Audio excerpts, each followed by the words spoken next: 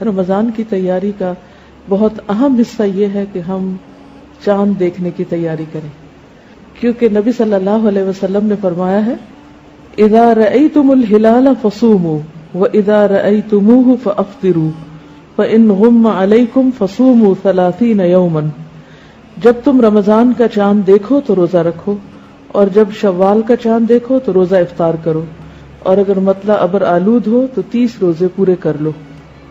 فصوموا لرؤيته وافطروا لرؤيته، اس کو دیکھ کے روزہ شروع کرو، دیکھ کے افطار کرو، یعنی رمضان کا اختتام بھی چاند دیکھنے کے ساتھ ہونا چاہیے۔ تو ہمیں رمضان کا استقبال کرنا ہے چاند دیکھنے کے ساتھ۔ بہت سے ذہنوں میں یہ سوال پیدا ہوتا ہے کہ سعودی عرب میں روزہ ہو گیا ہے، کینیڈا میں روزہ ہو گیا، دبئی میں روزہ ہو گیا ہے، آخر ہمیں کیا ہے، ہمارا روزہ کیوں نہیں ہوا؟ اس کی وجہ یہ ہے کہ ہم نے ابھی چاند نہیں دیکھا، تو چاند دیکھے بغیر ہمیں روزہ نہیں رکھنا۔ تو پہلی چیز کیا ہے؟ ہمیں چاند دیکھنا ہے، چاند دیکھنا ہے۔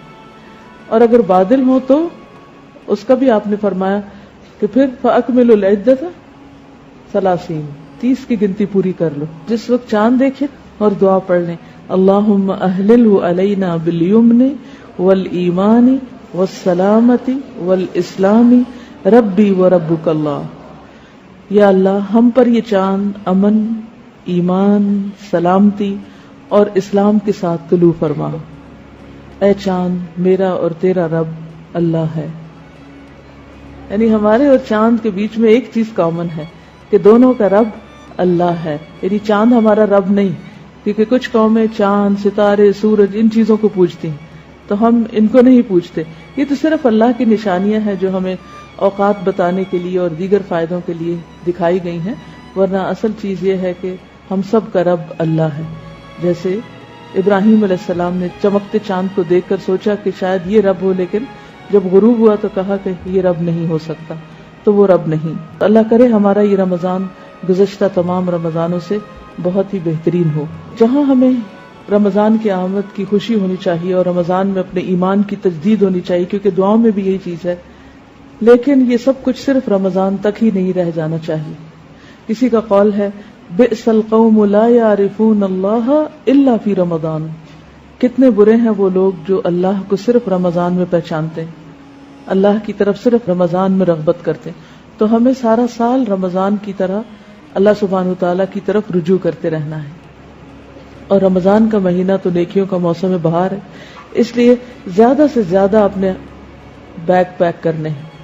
دیکھیں جب آپ دنیا میں کسی سفر کے لیے روانہ ہوتے ہیں تو عموماً کیا ہوتا ہے، آپ ایک محدود سامان ساتھ لے جا سکتے ہیں۔ مختلف فلائٹس پر 20 kgs 25 kgs 30 kgs کی اجازت ہوتی، کچھ فلائٹس پر 2 بیگ لے جانے کی اجازت ہوتی، کچھ پر اسٹرکٹلی صرف 1 بیگ لے جا سکتے ہیں۔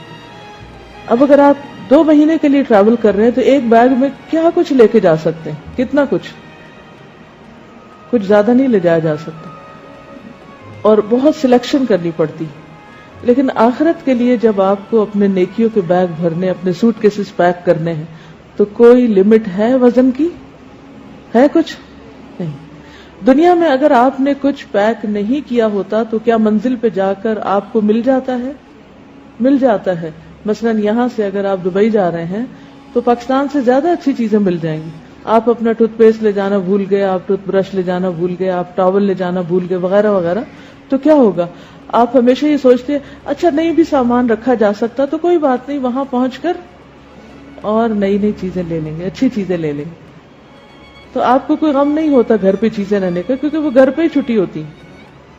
لیکن آخرت کے بیگ میں، آخرت کے سوٹ کیس میں اگر آپ نے چیزیں نہیں رکھی پوری، تو کیا وہاں آپ کو کچھ مل سکے گا؟ کوئی اور دے دے گا جس چیز کی ضرورت ہوگی؟ نہیں، وہ آپ کو یہیں سے لے کے جانا ہے۔ تو اس لیے ایسا موسم بہار اور ایسی سیلز کا سیزن آ گیا ہے کہ جس میں چھوٹی چھوٹی نیکیوں پر بے شمار اجر ہے۔ خوب بیگ بھر لے، اور اس کے لیے چست چاقو چوبند ہو جائے، کمر باندھ لے، گیٹ ریڈی۔